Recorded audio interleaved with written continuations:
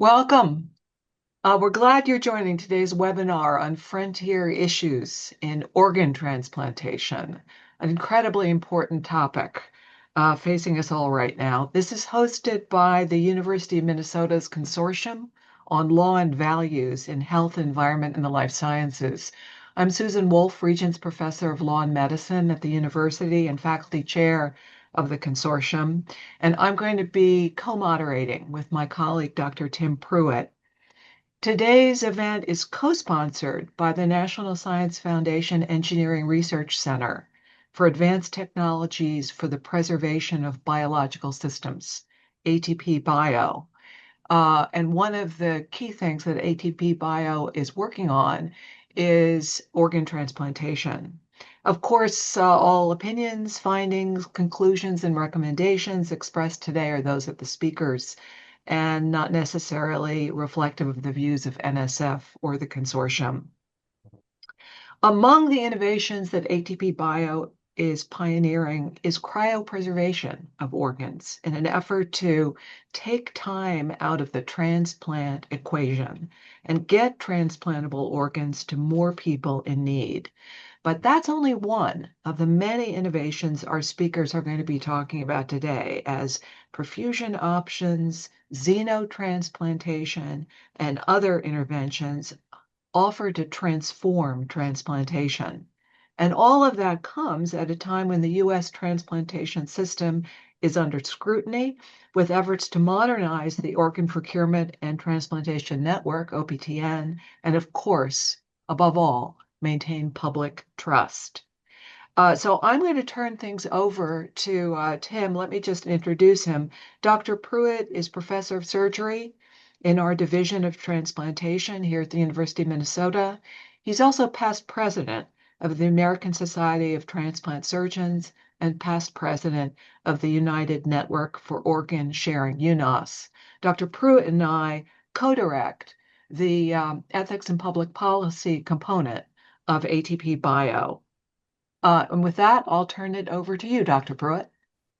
Thanks, Susan. When we were talking about the new frontiers and the issues of organ transplantation, our three speakers kind of made a lot of sense to bring to bear. Dr. Magee, John is an old friend. He spent his entire career at the University of Michigan. He's the Turcotte chair.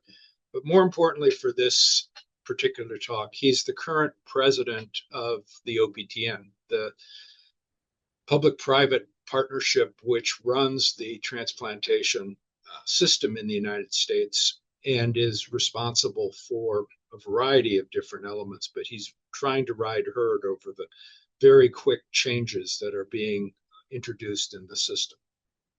Our second speaker is going to be Dr. Magee Wall. She's a transplant surgeon in transition from Baylor University Medical Center in Dallas to the University of Alabama. She has been leading a lot of the discussion on the change in donation practices for donation after cardiac death, with the introduction of a variety of different techniques and strategies. It's a large question in the country as to how we get sufficient organs for the recipients that we need, and she brings both the ethical and practical perspective to that process. And Andrew Adams is the head of the transplant program here at the University of Minnesota. But again, for this particular discussion, Andrew has been involved much of his career doing research with xenotransplantable organs, has been leading many of the different insights into agents necessary to prevent immunologic rejection associated with xeno organs, and will speak to us about xenotransplantation. The panelists are going to speak for about 15 minutes for each one, and then afterwards we will open it up to a discussion.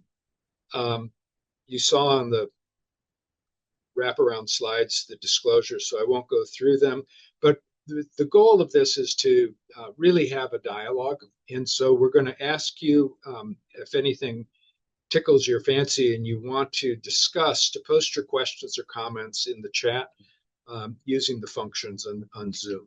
You can also upvote questions using the thumbs up icon.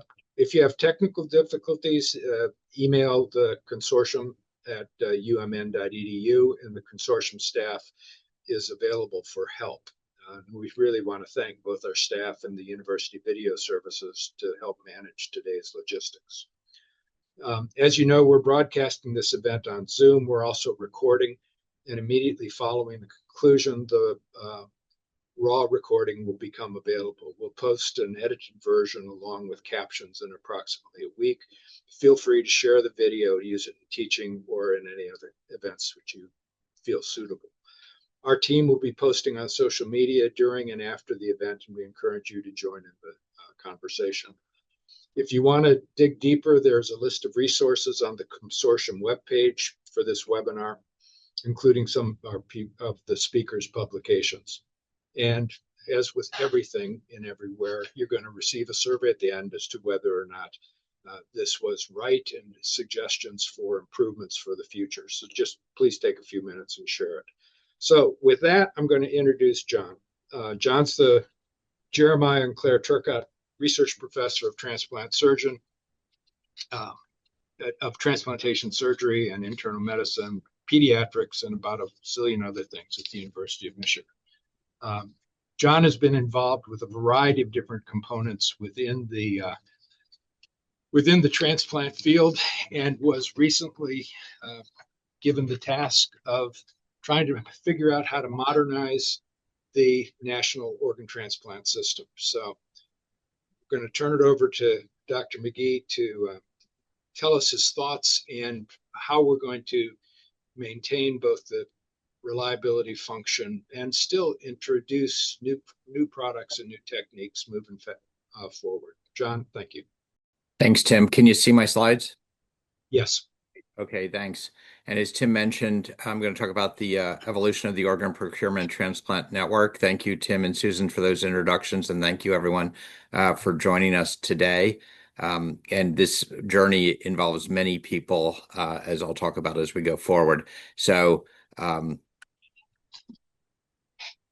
have no financial disclosures. I'm involved in board of directors as a volunteer on several adjacent organizations within transplantation, but the biggest disclosure for me to make is within my role as the president of the OPTN, and any views, opinions, or observations I share with you today are solely my own and not reflective of official positions within the OPTN, not endorsements or otherwise backed up. And so take that with as it is.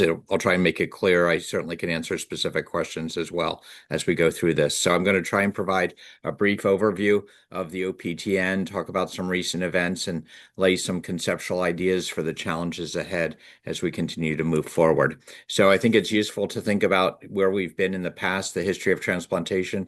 It's important to recognize that transplant's a relatively young field as we think about the entirety of medicine. In the mid-50s and 60s, the first successful transplants were performed using human organs and human recipients. And they demonstrated that the transplants were technically possible and the physiology would work. But it was really not until the 1980s when we introduced new immunosuppression agents, specifically cyclosporin and tacrolimus, that we were able to achieve good long-term results. And that's really when the field began to take off. As the transplantation progressed, it was apparent that there would need to be ways for transplants to happen, and transplants don't happen without donors. So transplant programs needed a system with dedicated staff to identify potential deceased donors and to make that happen. They would be in charge of talking to the families, providing logistics support. They would work with donor hospitals. And when they started, they were really very locally focused with a regional basis. And it was the driving force behind all this was the local need for transplantation. And they started as standalone, not-for-profit organizations, the first one being formed in 1968. As these local efforts grew, they then developed into regional areas, trying to allow transplantation and donation to happen over broader areas. The first regional effort was really the Southeast Organ Procurement Foundation, formed in 1968, initially started as a membership and scientific organization with a focus on transplant, subsequently developed a computer system to match organs with recipients, and that was called the United Network for Organ Sharing. And then subsequently, they developed a call center that would help facilitate organ placement across the country, providing a 24/7 place for people to go and make sure organs were utilized. As this grew up, I think the world, the country recognized that maybe what we really need here is a national system, and there are a couple of reasons for that. One is, if you think about it, deceased donors and transplant care really should be national resources, and as it began to become more common, that was a possibility. Ideally, at the root of everything we want to do is we want to respect the wish of the donor and optimize their gift, and the more people, if there wasn't a recipient that could be identified at the time, making sure the donor, there would be an opportunity for the donor's organs to be placed somewhere for a patient in need. Around the same time this was developing, there were significant advances in care of end-stage renal disease, and CMS passed rules to allow coverage for both dialysis and transplantation. And also importantly, a national system would provide a role for government oversight. So in 1984, Congress passed the National Organ Transplant Act, or NOTA, and it did a couple things. One of the most important things it did is establish two contracts. One was to run the Organ Procurement and Transplant Network, or the OPTN, which, as Tim said, is a public-private partnership that the OPTN would be charged with both running the system for matching donors and recipients, as well as developing policy. And then there was a second contract to run the Scientific Registry of Transplant Recipients, or the SRTR, which would be responsible for providing scientific analysis, modeling for policy development, and making the public aware of outcomes related to transplantation. Both were private organizations operated under a federal contract under Health Resources and Service Administration, or HRSA, under HHS. NOTA also established a system of organ procurement organizations, and also provided language many on the call might be familiar with, which was that human organs cannot be exchanged for valuable consideration for the purpose of transplantation. So the OPTN, as I mentioned, was really formed with NOTA. It was supported by a single contractor, or which was the United Network for Organ Sharing, or UNOS, which is a not-for-profit company located in Virginia. And while the OPTN was established in 1984, it was not really until 2000 that the OPTN had the regulations and rules in which it would operate. So the final rule was passed in 1998 and went into effect in 2000. And I've pondered the OPTN and where it fits in the world, where it fits in transplantation, it's noteworthy that I don't think there's really anything else like it in healthcare. It drives both who can do transplants and who gets transplants in a safe and equitable manner. As I mentioned, organ procurement organizations really took off and then became a national system. This is a current map of all the organ procurement organizations in the United States. Currently, there are 55 OPOs. They cover all parts of the United States. Some cover multiple states, and then within certain states, there are multiple OPOs. Additionally, as the system was set up, there was a approach to creating regions. The regions both functioned as potentially an unit of allocation because they're geographically linked, as well as a form of representative government. So there are currently 11 OPTN regions across the United States.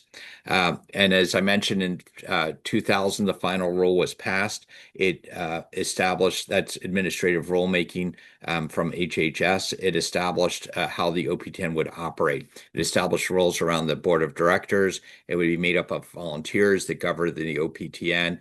It also provided guidance around how policy would be developed.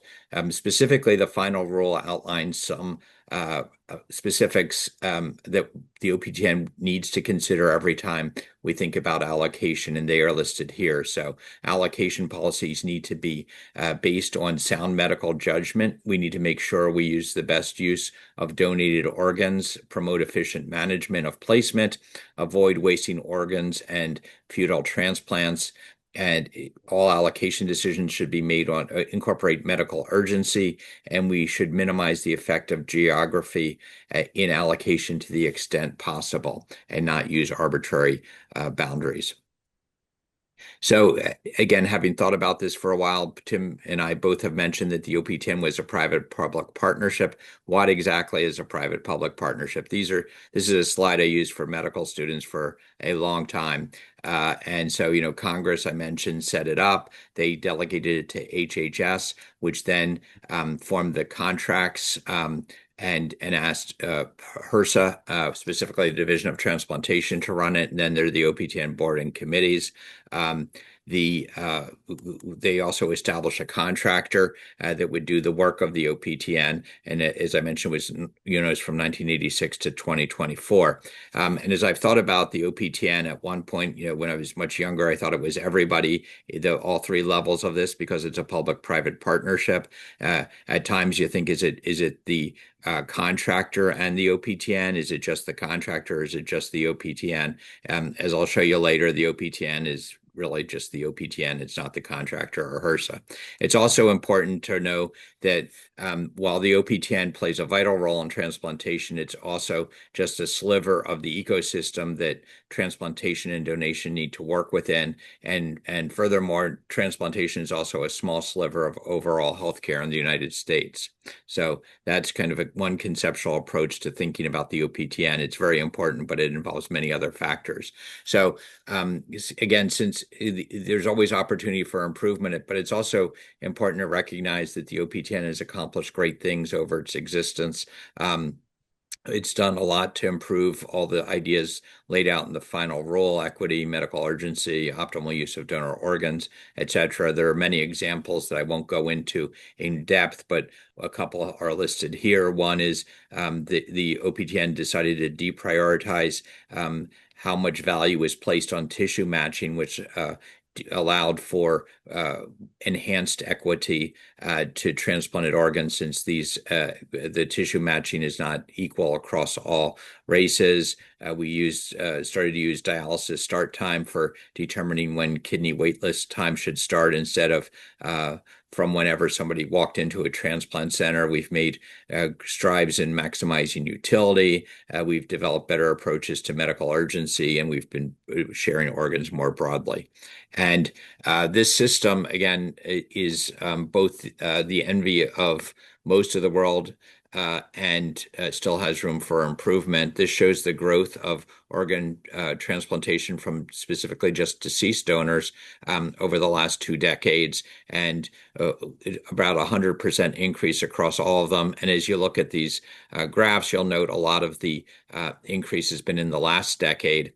And this growth has been both through the generous gift of more people, as well as our ability to use donors that never before would be considered. And that ability to expand the donor pool is only growing, and we'll talk about that further in the talk. But it's relatively prompt growth, and we're operating on a system that was, again, formed a long time ago.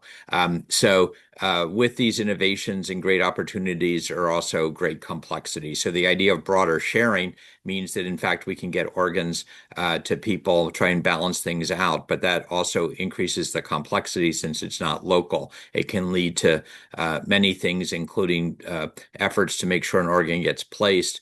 It may not be placed in the intent that we originally attempted to do it, again, because of the time sequences. We've made donation after circulatory death has made a resurgence. Dr. Wall is going to talk a little bit about normothermic regional perfusion and also potentially touch on machine perfusion, which are unique approaches to allow more donors to realize their wish to donate their organs to somebody. But and it's been a great development in transplantation, but it also carries the need to do it responsibly. So in 2023, this process of modernization started. There was a lot of need for modernization. We all know about the people on the wait list, the urgency that's there. That does not instantly lead to change. Change often, for many organizations, comes from external forces. And around this time, Congress had conducted several several investigations into concerns. There were questions about potential conflicts of interest and how we did things. The IT system wasn't as good as it could be. And so it was felt that a new operating model needed to be developed. And in 2023, Congress passed the OPTN Modernization Act. And this is just a quick high-level slide to how to think about that. Prior to modernization from 1986 to 2023, the system was overseen by one contractor, the work was done with one contractor who did many functions which were growing in their complexity. And then with 2023, as I mentioned, the Congress updated the National Organ Transplant Act, as well as made requirements about how governance, technology, and service should be modernized. And this process started really with the bill, both assessing the landscape, getting feedback from stakeholders. HRSA built up operational capacity internally to provide more oversight. They then moved into phase 2, which included separating the OPTN board from UNOS. They had previously been one, and they were separated. A new contractor was named to support the board, and we're currently now in this phase 3, which is implement the competitive multi-vendor environment, which is accompanied by both increased HRSA oversight to make sure we're fulfilling our responsibilities and doing everything we can to facilitate. Again, it's very much a partnership, and they've been great partners. They've also developed out modular areas for the vendors that include diverse things like data and IT, safety, governance, and board support. So allowing multiple vendors to get the best in class to help the OPTN. And this is really kind of the current version of what the OPTN looks like, which again it was established by Congress. It reports up to HRSA. The OPTN is really the box here in the blue. We're made up of our board, our volunteers, the committees. We're membership organizations, which include the entities listed here. The contractors over here on the left are responsible for helping us do that work, but we interact with them through their contracts with HRSA, and there's a bi-directional feedback to how well they're doing. And again, the board is really responsible for, we can change our bylaws, we can change the membership, who can do transplants in the United States, and we also drive allocation policy. So as we think about the challenges to management of innovation, it's important to know, or everyone recognizes, that policy is often retrospective, or data and advances are often done before policy catches up. So that's one challenge. Anyone who's ever managed through change and thinking about the future knows that a lot of our time is spent on operational mandates. So we have day-to-day issues. We have the crisis that intervene between the day-to-day management, and thinking about how to make today's world incrementally better is important, and anticipating the future can often fall as a secondary thing that doesn't get the attention it might benefit from. And then there's also theoretical or cultural challenges, including the ideas of thinking about a problem, how to make the world perfect, versus the operational realities of how to make something happen today. Additionally, transplant operates in an environment that causes challenge. So we've mentioned both the scarcity, the need for organs vastly exceeds the supply, and that creates a challenge. In addition, we have the challenge, the scarcity of time. How long can an organ be outside a body? We also have a system that involves many partners, including predominantly transplant programs and OPOs that sometimes have competing expectations and metrics. We need to balance concepts in the final rule, which are both great and sometimes at tension. So equity and utility are both important. How do you balance those out? And operating in the system, scarcity, competing expectations, balancing complex concepts, it's easy to create schisms and mistrust. trust is paramount to everything we do. And human beings, of course, have a complex interaction with change. We all want improvement, but we don't necessarily want change if it involves us. But that's kind of what we have to do to get better.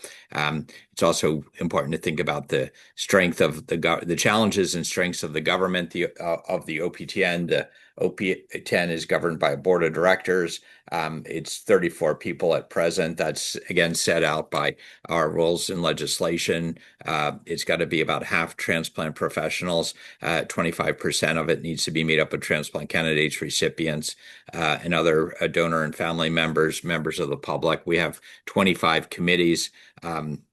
Which all have a specific policy focus. They frequently coordinate, and they all have specific makeup. In toto, the OPTN volunteers are over 400 people across the country. But with these challenges, we also have some great strengths and opportunities. We operate in a system where our goals and our mission are about as good as it can get. We really want to honor the donor's wishes, that is to be able to donate their organs so others may be helped. And we're also helping people in need. We also have a system, and our business is really hope and trust. And again, we have a lot of committed volunteers. So with that, I'm going to turn it over to Dr. Wall. Thanks, John. Really appreciate that.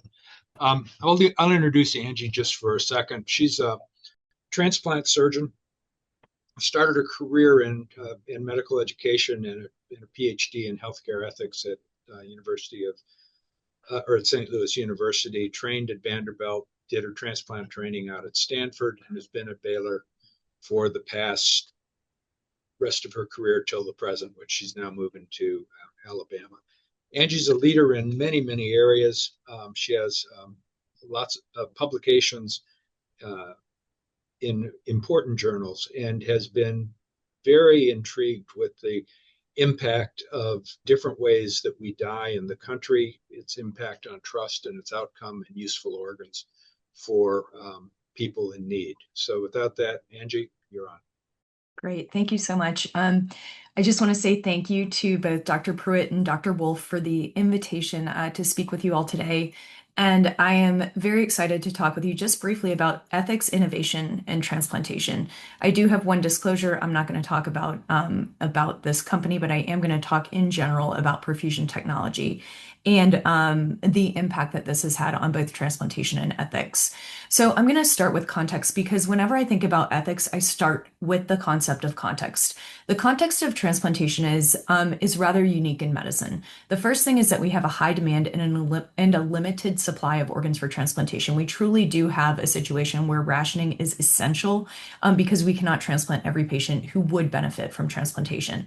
The second thing is that it requires detailed consideration of clinical and legal definitions of death.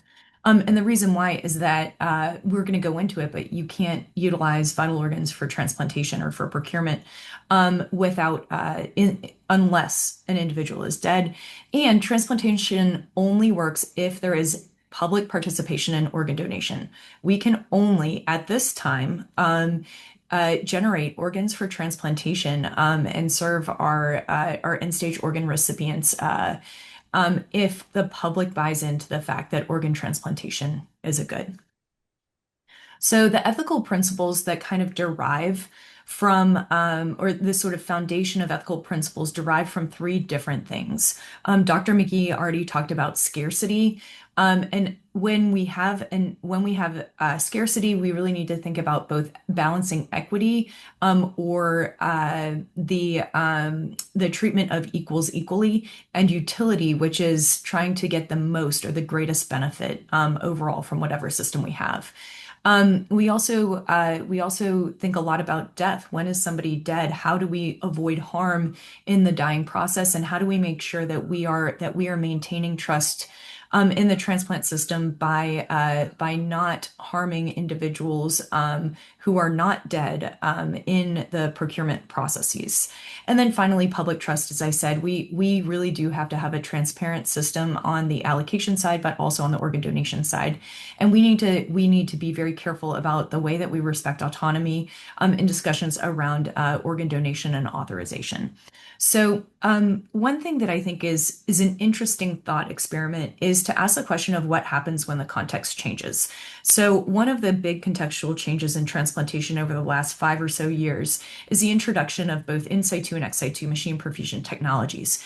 And I'm going to explain why it makes more sense, but we're going to start with what death is and go from there. So when we talk about death and organ transplantation, there are two things that are very important. One is the dead donor rule, which says that vital organs can only be procured for the purposes of transplantation after a donor has been declared dead. Organ procurement cannot be the cause of the donor's death. Those are two different formulations of the same basic rule. And in the United States, there are two ways in which you can be dead. One is through neurologic criteria, or what we call brain death, and the other is through the irreversible cessation of circulatory or respiratory functions, and that is what we refer to now as circulatory death. And you can be a donor after either organ donation. You can be an organ donor after you are brain dead or after you are dead from circulatory criteria. Now, brain dead individuals still have their organs are still perfused through their own heartbeat because they are in the ICU on ventilators. Whereas those who are circulatory death donors, their heart stops prior to the donation procedure. And that's where normothermic regional perfusion comes in. Post-mortem in situ oxygen I don't know perfusion to the why organs okay, I'm just going to go on to the next slide. I don't know why there's like random voice on that. Normothermic regional perfusion is an in situ perfusion technology that functions to perfuse the organs that are going to be used for transplantation in a donor after circulatory death. So the person has been declared dead by circulatory criteria, and then we perfuse the organs with this technology. And what it means is that they function, meaning the heart beats, the kidneys make urine, the lungs go back to moving oxygenation on a ventilator. So we studied the outcomes of implementing this in the US, and what we found is that in a very early series, the bottom line is that normothermic regional perfusion is significantly better than what we have done in the past with what's called a super rapid recovery. And there are many studies out of Europe that show the same thing.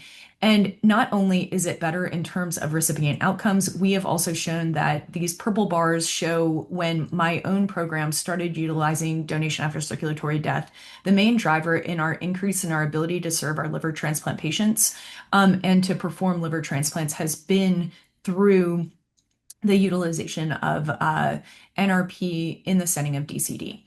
And so one of the things that I think is interesting, if we go back to the question of scarcity, is in early adopting centers, what happened with the context is that wait lists were virtually cleared. We would be lucky if we had 10 patients on our waiting list for liver transplantation at the start of doing NRP. And one of the questions that came up with many centers, and that maybe has driven some of the changes in transplantation, is what do you do when you don't have anybody to transplant? Do you find other indications for transplantation like extended criteria cancer and acute alcoholic hepatitis and other things? And the ethical challenge that we came up against was, when you have an abundance of organs, is it okay to expand indications and risk worse short and long-term outcomes? And the second thing that has been one of the real drivers of ethical conversation around DCD is questions around death. So this is a paper or an article from the New York Times that asked, when does life stop? And it talks about NRP and talks about how it restarts circulation in a donor that has been declared dead. And if you restart circulatory function within a donor who was declared dead based on circulation, how can you say that this person is dead? And so many of the ethical questions came down to the violation of the dead donor rule, to the concept of regional perfusion and whether or not perfusing only regions of the body is actually a proximate cause of death, and if possible harm from escape perfusion meaning perfusion to the brain, could cause harm to donors. I am not going to go into all the details. This would take me 6 hours to talk about. But I just want to point these questions out because there has been a very, very big ethical debate around this. The third thing is transparency and public trust. And so we actually asked if NRP impacts public trust in organ donation through a public perception survey. And you can see the design of the survey here. But basically, we presented 3 scenarios and asked about if individuals would be willing to be organ donors in those scenarios. The first one being here you can see individuals who are registered versus not registered to be donors. And in any given scenario, registered individuals were much more likely to be willing to be organ donors. But interestingly, the same percentage believed that the organ donor was dead in any of the given scenarios. And what is very interesting, it's really only half of individuals believe organ donors are dead in any given scenario, but they are still willing to donate their organs. And so what that shows us is that there's either not either individuals don't really care about the dead donor rule or don't understand the dead donor rule. We also compared high trust to low trust individuals and found kind of a very similar outcome in willingness to donate. It mattered more if you trusted the system or if you're a registered donor, not what sort of scenario you would be donating in. So we can also think about ethical challenges with upcoming disruptions in transplantation. And so I am going to provide no answers, only questions in this section, and just say that one of many innovations that's happening in transplantation right now is xenotransplantation. And some of the interesting questions that are going to come up if xenotransplantation works and if it becomes scalable is, what happens to scarcity if you can procure and ship an unlimited supply of organs? How do you ensure that supply meets but doesn't exceed demand? How can you, if you could now transplant all 100,000 listed patients, how would you do it? And does prioritization change when supply is not limited? This graphic is just how transplant centers show up when you look them up on the SRTR website, and it's basically like a 5-bar system. 5 bars is good, 1 bar is bad. So if we are no longer in a situation of scarcity, can we expand indications for transplantation? Should we stop tracking outcomes because we're no longer using a limited resource? And should we be able to accept worse outcomes than allotransplantation if they're better than, for example, dialysis? And then questions around death. Is it okay for us to grow and eventually kill pigs as a source of human organs? At what point is that a defensible thing to do? And then if we do, should we fully abandon human organ donation to avoid concerns regarding death in the setting of organ donation? In public trust, will we diminish public buy-in for organ donation by offering xenotransplantation as an alternative? What are the risks of losing public trust in xenotransplantation, and can we get out ahead of those risks?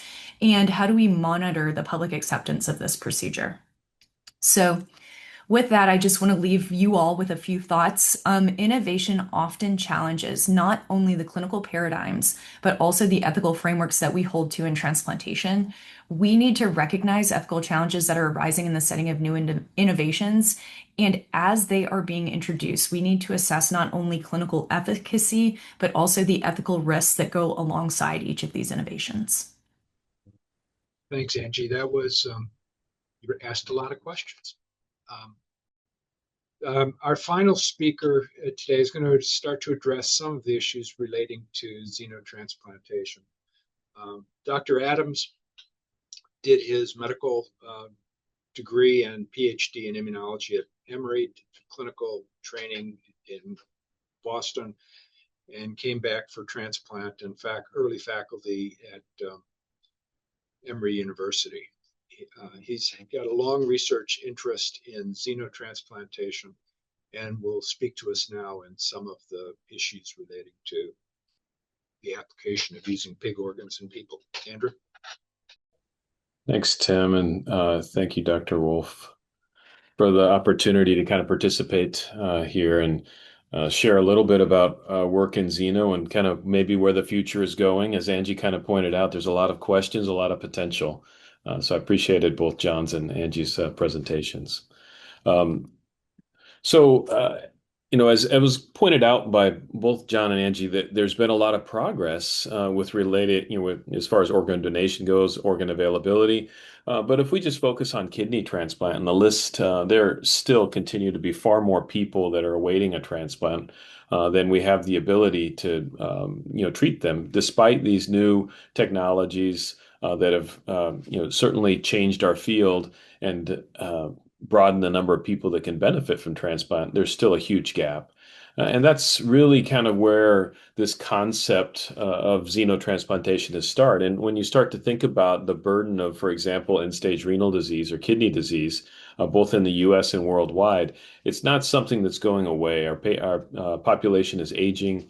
The different disease processes that are increasing will predict to have more and more patients who likely would benefit from receiving a transplant. And these are just kind of based on prior years, but you can see the lines continuing to go up and up.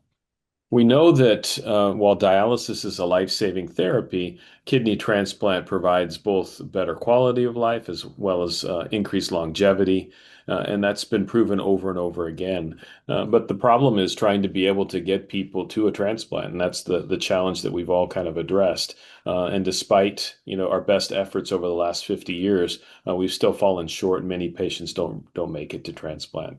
When we look worldwide, we think about, and as Angie kind of pointed out too, the question not is just who's listed, because that's really a bunch of different hoops that people have to jump through, both medically and socioeconomically, to be able to get on a transplant list. It's really who could benefit from a transplant if there wasn't a constraint on the number of organs or on the cost associated with it. And both in the US and worldwide, we can see that the number of potential people with end-stage organ disease that would benefit from a transplant is far more than the people that are actually just listed for transplant.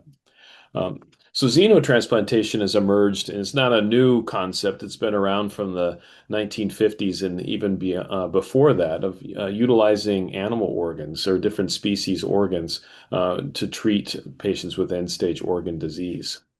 And early experiments in animals and otherwise just proved kind of proof of concept, but really wasn't until the 60s that the first clinical attempts were made to utilize organs from primates or even pigs to treat end-stage organ disease. And while revolutionary at the time, really proved not to be productive, as it was really short-term survival. It's really the science that's emerged over the last, I would say, decade or two, where we've been able to utilize genetic engineering to engineer pigs, in this case, as organ donors, have similar size and physiology, to make them more human-like, to be able to overcome the immunologic barriers that are associated with the higher rejection rates in xenotransplantation. And many people on the call will have seen in the lay press more recently in the last 5 years the efforts to do that in humans again.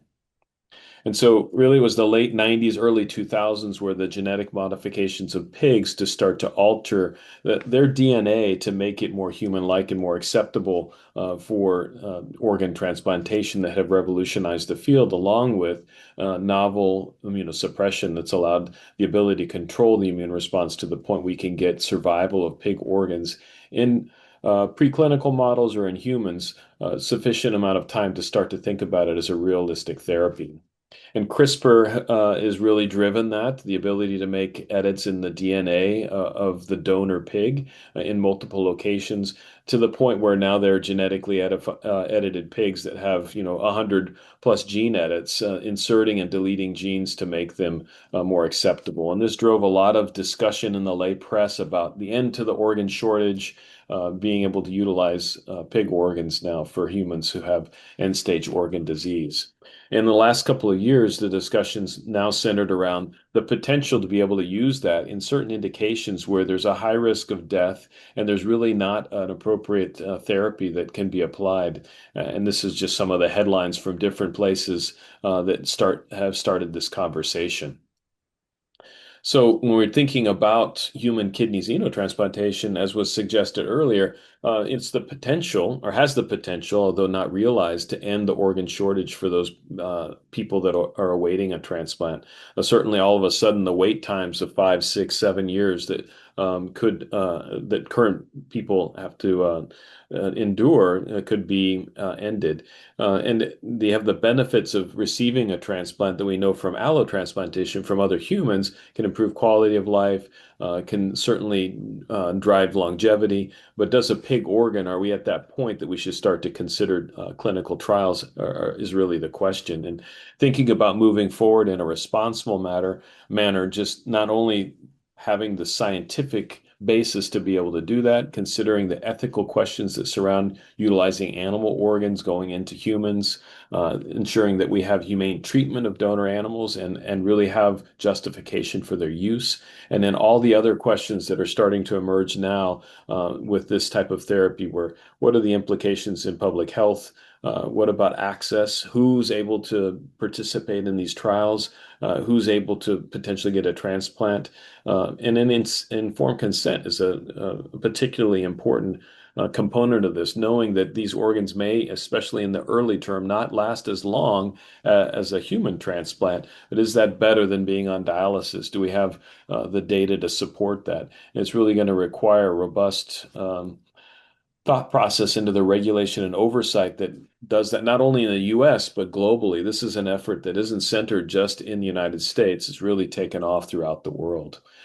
This effort in clinically into humans was thrust into kind of the limelight a few years, maybe 3 years ago, as work done at NYU showed a pig kidney being transplanted into, at first, a decedent or brain dead individual, and that brings up a whole host of other ethical kind of concerns and questions, as well as a heart transplant being done at the University of Maryland into a living individual who wasn't at the time a candidate for a human heart transplant. And what did that case teach us about the ethics and the suitability for enrolling patients in these emergency use cases where they aren't essentially a clinical trial, but they're given as a last-ditch therapy in people who couldn't otherwise benefit.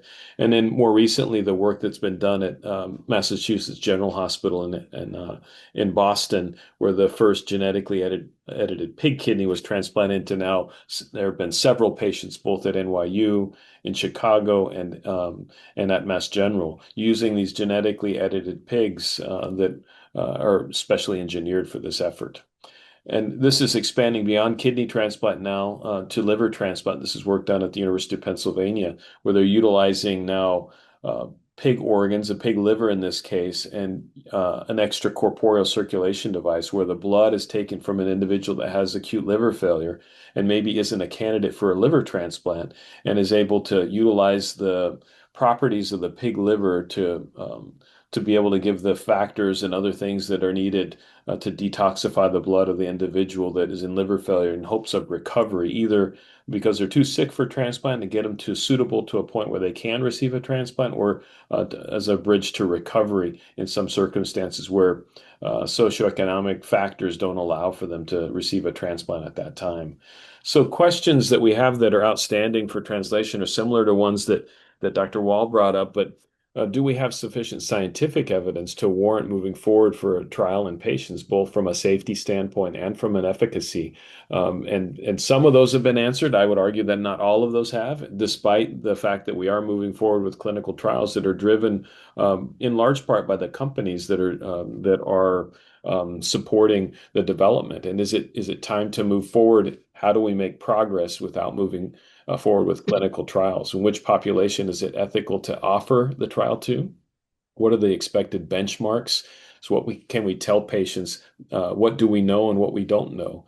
And then societal concerns, including the potential for zoonoses or infections that come from animals to humans, not just to the person receiving the transplant, but also to their loved ones and healthcare workers that might work with them. What are the real risks there? How do we inform those who are going to be exposed? And how do we, from a regulatory process, ensure that we'd be able to track those and contain those if they occurred? Although I think the concern within the field is pretty low for that. I mentioned about informed consent. That's really a challenge in some of these cases where so much is unknown. And then how do we harmonize the regulatory strategy? Again, not just in the US, but globally. How do we do such small things that we take for granted now as labeling and naming these different types of organs and tracking them? And then, the other questions that have kind of emerged is, should eligibility to participate in a clinical trial evaluating a pig organ how does that affect the patient who's on the waiting list currently? Do they continue to be eligible for a deceased donor human transplant? Do they remain on the waiting list during that time? What about if the xenotransplant fails? Are they eligible to receive a subsequent transplant? And that's already happened in a patient in the Boston case where they had a pig kidney for almost 9 months and then subsequently received a human kidney after that pig kidney failed. And then again, other more maybe provocative questions are if someone has the courage to participate in a clinical trial like this, should they be considered for expedited kind of process on the deceased donor list? And I think in that case, we have to consider all the patients that are participating in clinical trials and what benefit they derive from the clinical trial. What does the field benefit from that? And I think those are the type of questions that the field is starting to grapple with now.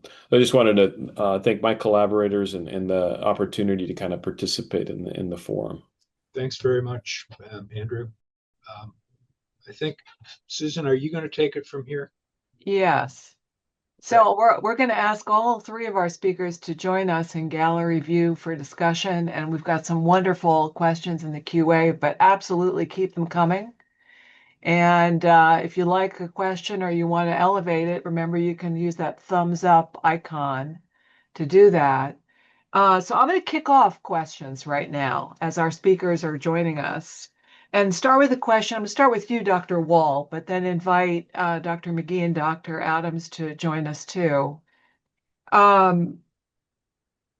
Magee mentioned the congressional hearings that have led to a lot of public discussion, news coverage, debate, modernization of the whole system. And some of the most concerning reports were allegations that some patients, a small number of patients, had been wrongly declared dead.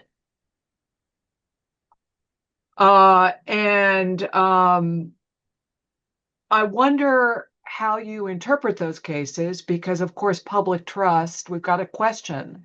Our very first question is about public trust. Mm-hmm. Public trust depends on that, as among other things. And you mentioned, Dr. Wall, debate among ethicists and others about, particularly with the emergence of donation after circulatory death, whether we need to revisit the UDDA, whether we need to revisit the criteria. Is it really irreversible loss of function if you can restore circulation? So I wonder if you could comment on where are we on public trust? What do we make of those very concerning reports? And where do we go with the determination of death? And then I'll invite Dr. Magee and Dr. Adams if they'd like to comment as well.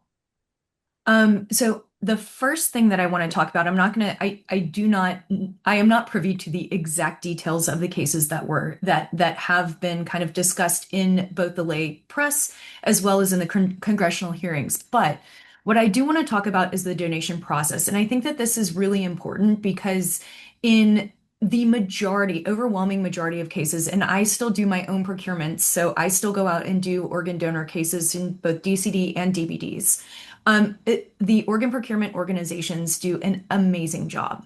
And in donation after circulatory death, so if that is the pathway toward death, the authorization for organ donation is provided after and separate from a decision to withdraw life-sustaining treatment. And so when families are approached about organ donation, whether it is in the brain death setting, they are approached after the individual is brain dead. Which is dead in our under our legal precedents for death. In donation after circulatory death, they are approached prior to the death of the individual. All of the decision about withdrawal is again separate from and different from organ donation. So that means that if I have a traumatic brain injury and my husband decides, you know what, she wouldn't want to live like this. He makes that decision with the medical team, and that decision is made without the knowledge that donation could or could not be an option. And then after that, the OPO, the organ procurement organization, is informed, and then they can come talk to my husband about whether or not I will be a donor. The withdrawal of life-sustaining treatment is something that is going to happen whether donation happens or not.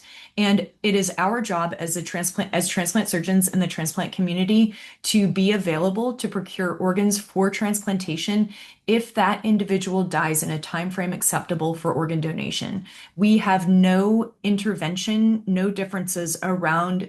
We are not at all involved in the end of life care of patients. And so, one of the things that I think gets confusing is when we talk about neurologic prognoses of donors after circulatory death, those neurologic prognoses are made by the medical team that is taking care of the patient. They are not made by organ procurement organizations. They are not made by transplant surgeons. And it is not in our realm to have discussions with families about whether or not it is appropriate to pursue withdrawal of life-sustaining treatment. We are just there to, we are available and we will make organ transplantation happen if we have if the pathway proceeds toward that. So I think that when we talk about should we have public trust, is there public trust? This is a very highly regulated system. And I've actually told folks that if you want to make sure that you're dead and that your prognosis is correct, you should be an organ donor because there are so many safeguards in place to avoid anything happening that would compromise the dead donor rule in practice. I wonder if you would like to comment too, Dr. Magee, including about those cases and how we should understand them. Yeah, I also am not going to go into the specifics of individual cases because knowing the absolute truth is difficult because they're part. So but I think as Dr. Wall mentioned, there are great safeguards around a lot of this. A couple things. One, there's been arguments made that the donor that was not that in fact the recognition that somebody was not dead was made because of this rather than as a result. So it was actually a catch, which again, it's not a great story. It was tragic for many reasons, but it shows that system potentially works. I also think it's important to recognize that, as I mentioned, transplant's a small sliver of healthcare. The OPTN and most of what we deal with really just covers transplant centers and OPOs. A lot of this stuff happens at local hospitals. And the United States is very state specific, local authority, lots of different rules and different approaches to things. Care of medicine across the United States is heterogeneous with respect to many factors. So that creates another component. The other thing to think about, even with the heart stopping and restarting, the whole goal of somebody wanting to donate their heart and heart transplantation is for the heart to restart. That's the goal of that. So you could go out far enough to say that is the heart beating in somebody else's life or not? But again, the question is really where does the person is the person dead and do they stand? Well, is there any chance to regaining life? And the final point is it's not when the heart stops, it's really when it's decided not to restart in that patient. So if you've decided you're not going to resuscitate somebody, you can do CPR for 6 hours. And if in a hospital, if somebody regains function and they despite their heart not beating, they were being perfused and they might come back, that'd be very, very, very unlikely. But it's really the decision not to restart it to save the person's life. So. Dr. Adams, I don't know whether you'd like to comment, but let me just throw in something else, which is one of our highest endorsed questions is about xeno and some of the issues that you raised about how do we know we're really ready for clinical trials? How effective? How long have these patients lived with the xenograft? And how is it appropriate to choose who to offer this to? Yeah, no, those are the outstanding questions that I think the field is grappling with now. And I think we all would agree that in the case of kidney transplant, which is what we're currently kind of talking about in the setting of xeno, that while dialysis is life-saving, it's not ideal. And there are certain populations that have a higher risk of mortality while on dialysis, some of whom, can be identified from retrospective data. And we know that even the the quality of the kidneys that are offered from human transplant varies depending on the age and comorbidities of the donor. We know there's benefit to be derived even from kidneys that may survive or last only for a short number of years because of the ability to be off of dialysis and the effects that happen, especially on the cardiovascular risk. And so the question is, does Xeno provide that same type of benefit? And how long does a kidney need to last to provide that benefit? And I think that's what and what's the burden of immunosuppression, for example, that's required for a xenotransplant versus a human transplant? What risk does that carry with it? And then there are other individuals who have life-threatening problems associated with their kidney disease with regards to lack of dialysis access. And then there's the whole idea and concept of the quality of life that one bears being on dialysis. Some people, you would ask them how they, are able to move day to day on dialysis, and they're able to manage that, and their symptoms aren't that severe, while others feel that, life in some ways is not worth living while on dialysis. And so I think those are the type of things that we have to consider as we manage the prospects of having a clinical trial to offer that therapy. And I think that's what we'll start to learn over the next couple of years as the data emerge. Tim, do you want to take the next question? I was just going to make a comment on that one. At the recent transplant meeting earlier this week, there was a session with the FDA talking more or less about that issue per se. They've already their question right now had been whether or not to view xenotransplants as a bridge to transplantation, not totally dissimilar to devices that were used back for heart support and some of the other device-related treatments, as a bridge to transplant or a destination therapy. And the current thoughts are that they're looking potentially more as bridge to a human transplant rather than a destination treatment in and of itself. It's interesting because I think both the US and China recently had a meeting over there. The requirement to get to clinical trial was 60% graft survival for at least 6 months.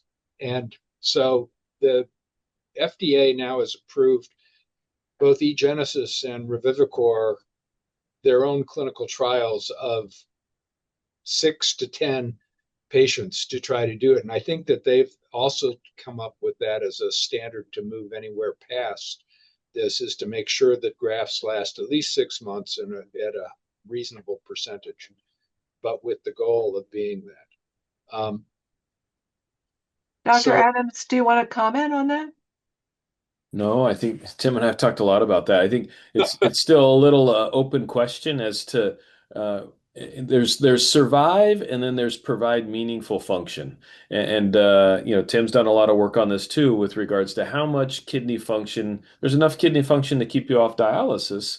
But if you have a GFR of 20, maybe you're not deriving the same benefit and you're losing a lot of protein and you're in and out of the hospital with infections versus if you have a GFR of 30 or 35, you're off dialysis, you're out living your life, and you're not having to spend, whatever it is, 10, 12 hours a week on dialysis and all of the effects that come with it. Maybe that is enough to be able to benefit you and kind of extend your life and get you to the point where you can receive a human transplant. And so I think those are the questions that'll come out in the next year or two.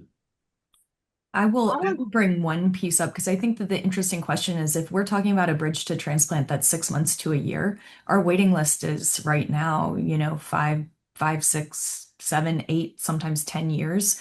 And so does a bridge that's going to last a year really, is that really meaningful? So I just, think that that's something we need to be thoughtful about if that's the pathway we're going down. Dr. Magee, do you want to comment on that? I think the bridge is both appealing, it shows it can work, and it doesn't necessarily solve the problem of the need. I also think it was interesting, Dr. Wall mentioned how much of a decline would we accept in success, and right now through lots of reasons. One is scarcity and making the best use of organs, as well as a lot of oversight. We're very driven by having really, really needing to have good results. And there are many areas in medicine where the results are, as long as one option beats the other, you would go with that. So if we still had a significant advantage versus dialysis and the results were half as good, a lot of people would say we should do that. But also getting people to understand that's a challenge. It is expensive. How do we prioritize those things too? So, and as these technologies expand, often the indications expand as well too, because one of the decisions is like how long somebody's going to wait.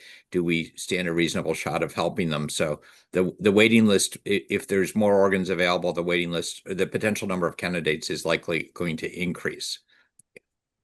Dr. Magee, let me stick with you for a second and ask a question that combines a few of the concerns we're getting from the audience and throws AI into the mix.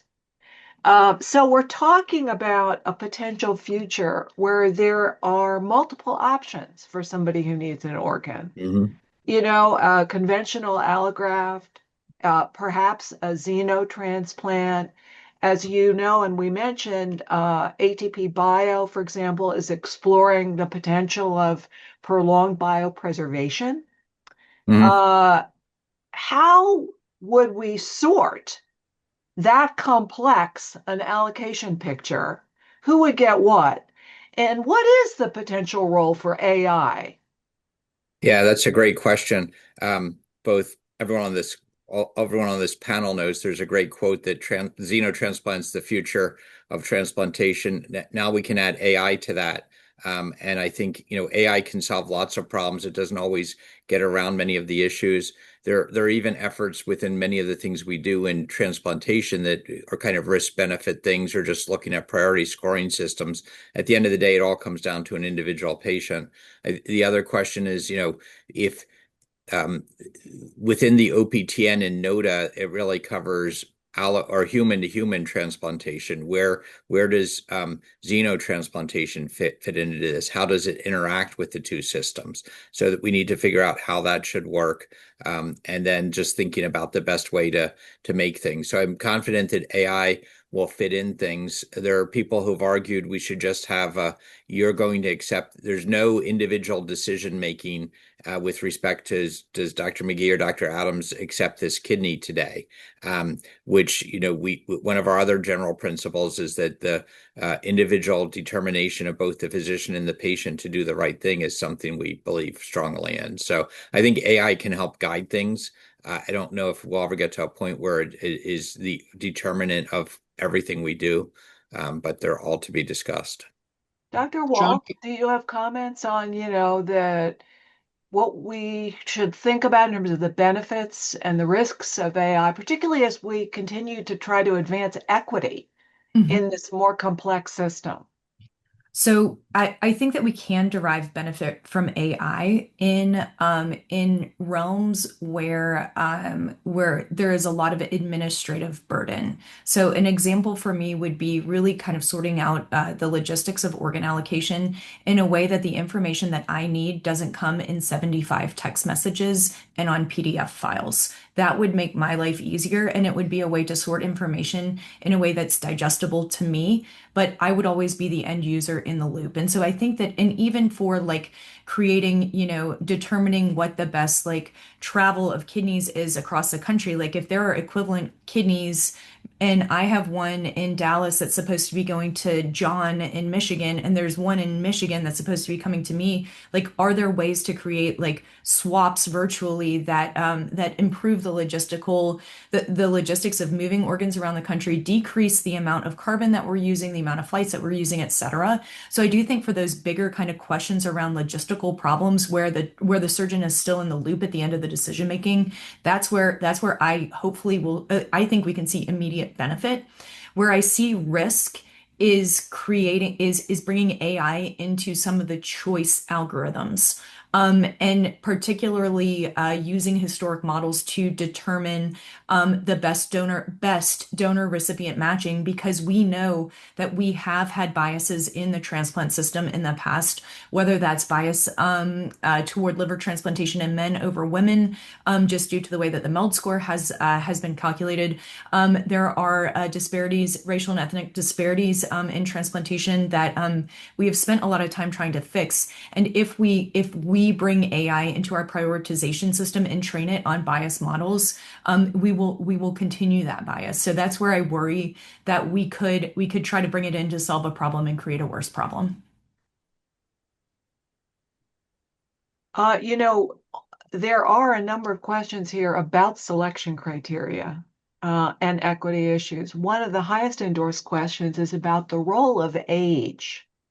And I know, Dr. Magee, you do both pediatric and adult transplants. Could you comment on that?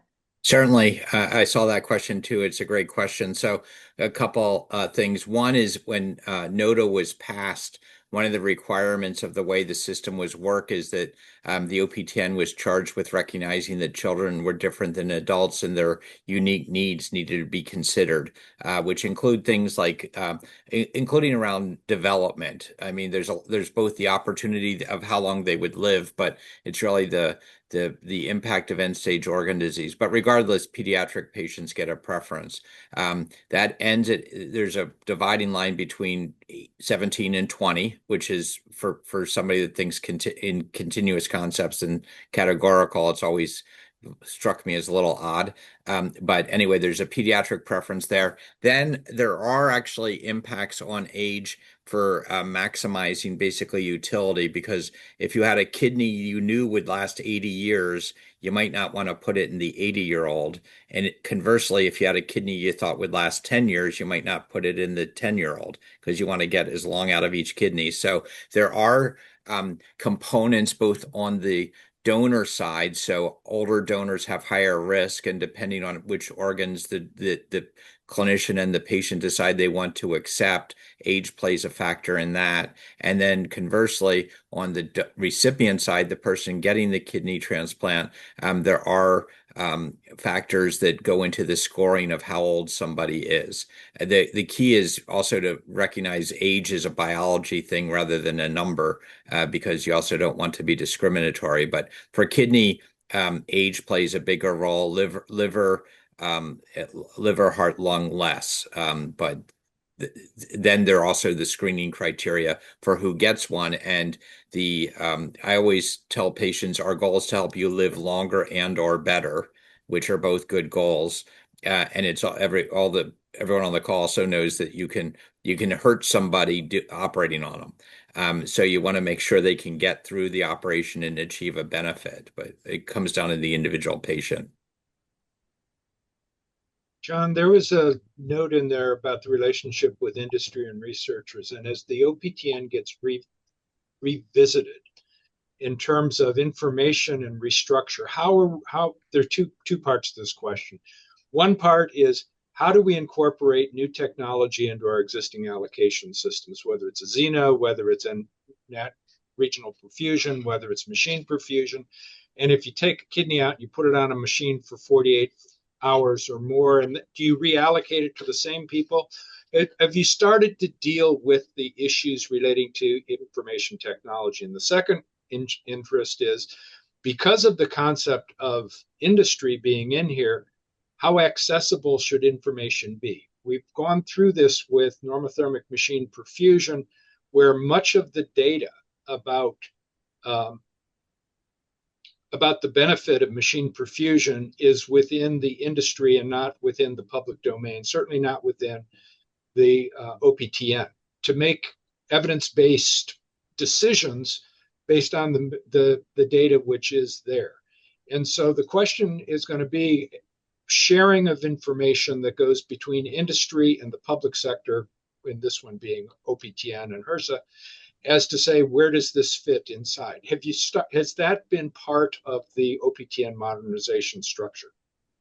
So there are many layers of that question. So I think one is when you have many different people, conflict of interest is one of the key parts of maintaining public trust. And Actually, I think Tim said, I'm sorry I missed you, Andrew, but Angie and Tim and I all like hung out at the meeting, and we didn't really come up with a plan for this, but we know each other. And the intricacies of a lot of this are hard to define. I don't think we have any conflict of interest among us here, but you suddenly bring in industry and other people that can either help my program or other components. So we need to make sure we have clear lines of conflict of interest. The IT component. So the OPTN collects data on every patient that gets transplanted. That data is both used for allocation purposes as well as looking at long-term outcomes. That data has to be, it can't be infinite. Because it's just a huge burden to collect huge amounts of data. But all the data collected through the OPTN is public. That's public data that's available to anyone, and that's one of the central tenets of both the previous as well as the future. Industry that develops data, just like any new drug or anything else, can remain proprietary for a period of time to the extent that it impacts allocation or other things that should be collected. There are components of both DCD and NRP where we're actually adding data elements. There are many groups looking at this. Actually, Dr. Wall's involved in one. I'd be interested in her thoughts. Industry and individuals are always going to move faster than the entire system. So I think we need to come up with ways to make sure we both see the data.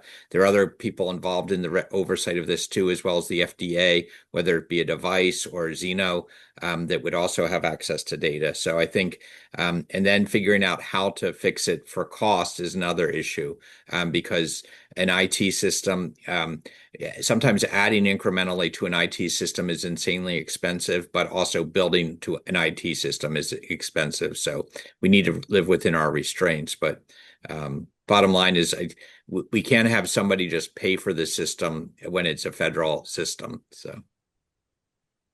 There's actually another question about conflicts of interest potentially. One person says, currently all 54 OPOs are nonprofit. There's some speculation that the pending rules may encourage for-profit OPOs. What concerns or thoughts do you have about that? Well, I think, not speaking as the OPTN president, I think that one is that currently the OPOs need to be not-for-profit organizations, and that's kind of the way it's structured. CMS would be the people in charge of who gets paid for what, is a thing. It is also, as somebody who thinks about how markets work and just how the world works, the healthcare is not often while expensive, it is not necessarily the most lucrative business in the world. So I think that figuring out how much somebody could make doing it for profit, I think would be an interesting question, particularly if the cost structures were lined up. So actually, for right now, for kidney, it basically is a cost model. So I think it's certainly possible. A lot of things would need to change, though, including the fact that they have to allow them to be for profit. But I don't know, Tim, if you have any other.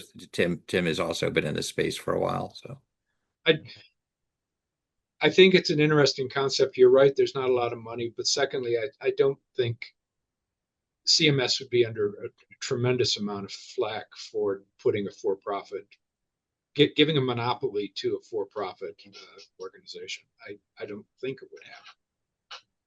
I'm wondering, Dr. Adams, in the Xeno space, whether you're seeing tensions there about the role of companies and for-profit. How do you think about that? Yeah, no, I think it's the question is, how does allocation occur now all of a sudden, if you have a product, and initially it's going to be limited just because of practical constraints. And what are the costs associated with it? How do we determine who's going to be eligible to receive, that product? That's come up, even in the recent past with regards to as more and more of the devices are involved, and who's in charge of allocation? How do they make those decisions? What's the policy? Are we making sure that it's equitable, and that those people who the policy says should be offered the organs are getting offered the organs. And I think that's going to be a huge question on this on the side of Xeno too, because as with all of these new technologies, it will not be inexpensive. It's going to be inexpensive, especially in the initial stage. It's going to be an expensive therapy. Yeah. It's I, interesting. go You ahead. I mean, healthcare is expensive. There's rationing that happen. Well, we talked about scarcity. That's uniquely, we can see it in transplant, but you can also see it if you walk into the ER or any other part of the health system. So there is rationing out there. We've been lucky in transplantation for a couple of reasons. One is including the CMS coverage for end-stage renal disease is better than a lot of things. So we get to we have a payer of a backup payer for almost anyone in the country, so that's a positive. And we've also been able to operate in a cost agnostic way. We really haven't necessarily focused on costs entirely, especially at the allocation level, as Andrew mentioned. The key will be if costs become a driver of allocation.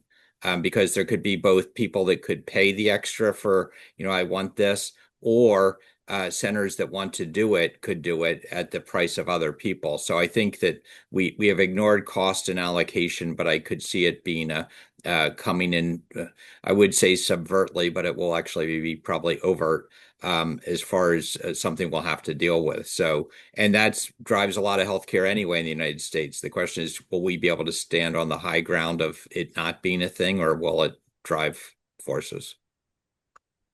I wonder if we could go back to Dr. Wall, because we have a number of people who are concerned about what happens when someone themselves or their surrogate decision maker has decided it's time to stop life-sustaining treatment.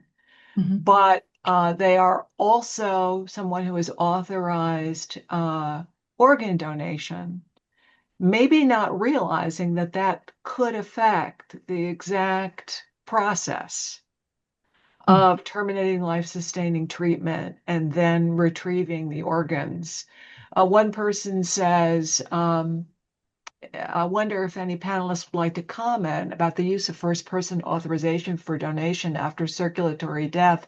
This person says some OPOs have argued that being on the donor registry allows the OPO to determine the time and place of withdrawal of life-sustaining treatment.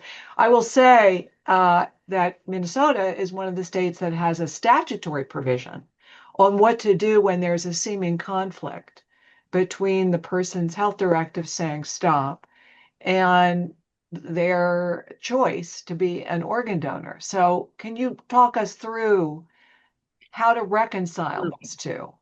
Yes. So the first thing is that there is the Uniform Anatomical Gift Act that was passed in, I believe, originally in around 2009 or updated in 2009 was it specifically speaks to first person authorization for organ donation and recognizes first person authorization for organ donation as a standalone decision, if you will. So legally, and it does not distinguish between donation after circulatory death and donation after brain death. So if you register as a donor, your first person registration or authorization stands for either of those processes. Now, while that is legally the situation, I cannot imagine an OPO not having a discussion with a family. So the process that happens is if there is a first person authorization, the organ procurement organization still has a representative that approaches the family and discusses donation. Now that discussion is somewhat different when you have a first person authorization versus not. So with first person authorization, I know in my OPO, the discussion is your loved one has registered to be a donor. This is the process of donation. They talk the family through it. The family has the opportunity to say no. This is something that the organ procurement organization could bring to the hospital or to, if the family says no, they can try to bring it to court or something. But the optics of that would be so negative to organ transplantation. It would be very difficult for those cases to go through. So that's number one. There is always a discussion around authorization with families. Number two, with donation after circulatory death, Authorization for donation on your driver's license is only for the utilization of your organs after you are dead. And so anything that happens up until the time of your death is the decision of your family. So your family has to say yes to any interventions that are done in terms of what is going to be done for, let's say, workup of the organs to make sure that they're okay for transplantation.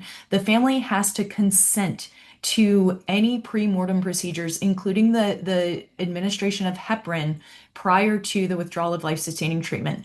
And so while, yes, an OPO can say your loved one was authorized, DCD donation is their option for donation. If a family says no, you can't do X, Y, and Z as a pre-mortem intervention, that will likely prevent them from even being able to go down the road of donation.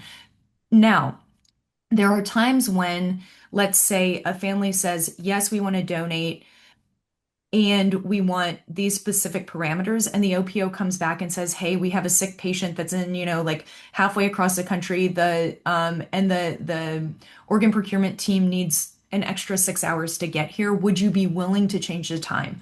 Those things do happen. So there are discussions around timing that come from the OPO asking the family, but the family always has the right to say no. Okay. Any other, John? I Any think that follow-up? that last point Angie made more elegant than I will now remake it. But the decision to withdraw is the patient's and or family's decision. The authorization is the patient's decision that should be honored. What happens often is if my family decides they want to withdraw support in the next 2 hours, and they say, John wanted to donate his heart, the OPO might say that won't be possible if you're going to make it happen in 2 hours. That's a tension because you feel like, well, I want to withdraw support now, but I also want to donate John's heart.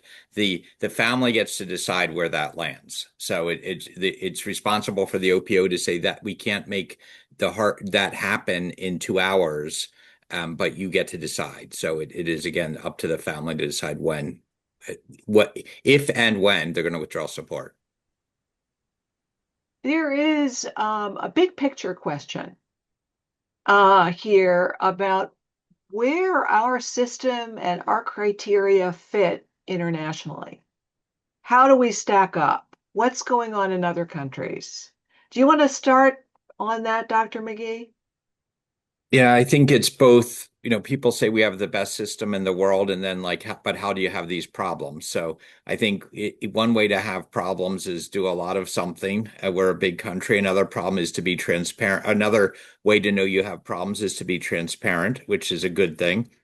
I think that overall we've had a robust process that tries to incorporate experts and the public in a process that is really, really good. I think that we in the United States, people will often talk about implied consent. Basically, you're assumed to be an organ donor unless you explicitly say no.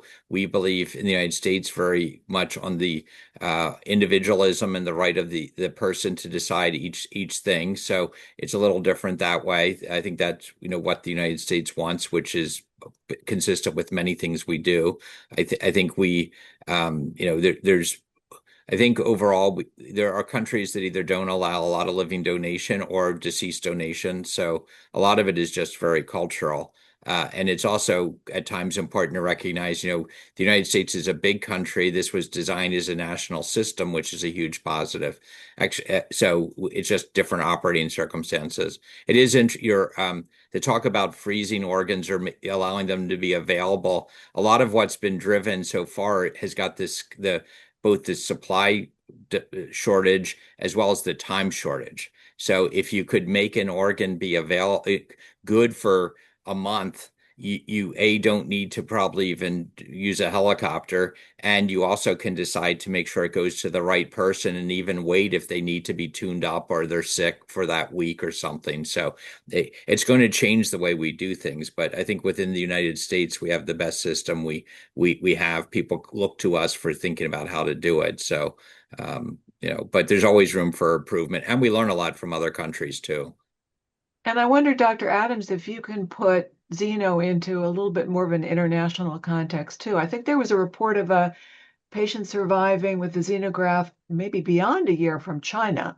What's going on internationally? Yeah, no, it's very exciting to see multiple countries, both in Europe and in Asia, that are in some ways leading the way. But the question is always about data and being able to rely on the science that's moving forward. And there are very sophisticated and advanced groups, both in China and in Europe, that are moving xenotransplant forward in very meaningful ways. And the question is, how do we all share data as we move forward, given the constraints that companies have around protecting kind of intellectual property and their investments, but at the same time moving the field forward with shared knowledge to be able to really make the most out of these forays into clinical practice in the setting of trials, because what we learn from each other is going to benefit everybody. And Dr. Wall, are you seeing an international conversation about the ethics here, or is it more siloed?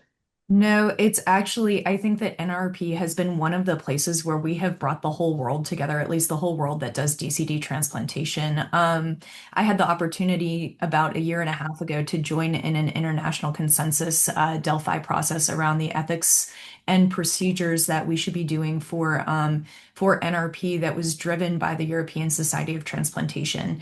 And I will say that Europe has been leading the way in NRP as well as with some ex situ machine perfusion. And we have so much that we can learn from our European colleagues and really from the international community. At that meeting, there were 68 countries represented. So there's a lot of interest internationally in developing ethical practices around NRP and expanding our utilization of the NRP. Well, that is great to hear. We could talk for much longer, but I think we've reached the end of a wonderful conversation. On behalf of Tim and myself, I want to thank, first of all, our great panelists. And I also want to thank our audience because the questions, we tried to get to as many as we could. These are really great questions and comments. Remember that you will be getting a feedback survey this afternoon, and we'd love it if you would just take a few minutes and fill it out. We read every single one, so we're eager for your feedback.